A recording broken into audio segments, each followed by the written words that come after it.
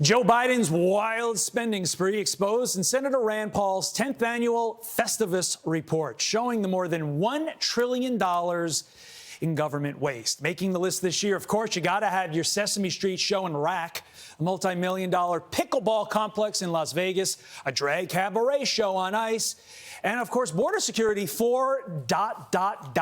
Paraguay. Kentucky Senator Rand Paul joins us now. Senator, this is an annual list you do. You've got a lot of problems with government people, to quote Seinfeld further. How tough is it to target and find the entries on this list? You know, I got a lot of problems with big spenders in both parties. And here's the thing, everywhere you look, you find more of this stuff. $1 trillion, that means we found a lot of waste. But it's everywhere. It's in all the big departments, in the Department of State. It's in NIH. It's in the National Science Foundation. And people wonder, why does it exist every year? We have this Department of Doge. Are they going to be able to get rid of it? Well, the only way to get rid of it is to spend less money.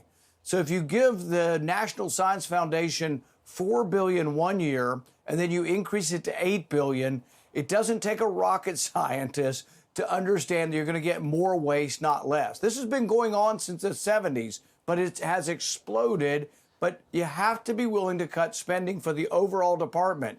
NIH will have more waste if you give them more money.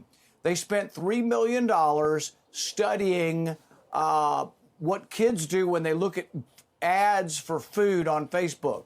So they had a whole bunch of kids look at ads for food on Facebook, and that was $3 million worth. I mean, hundreds of thousands of dollars to drill holes into cats' head, spin them around rapidly, and study motion sickness. Sounds more like animal cruelty than it actually sounds like an experiment. But the list goes on and on. And that's not to mention, I mean, you have stolen COVID relief funds, $8 million.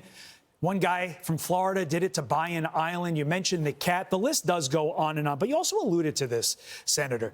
Do you think your tradition ends this year? In other words, is this the year that Doge eliminates the need for you to go through and make this list, because they've done it over the course of the intervening 365 days?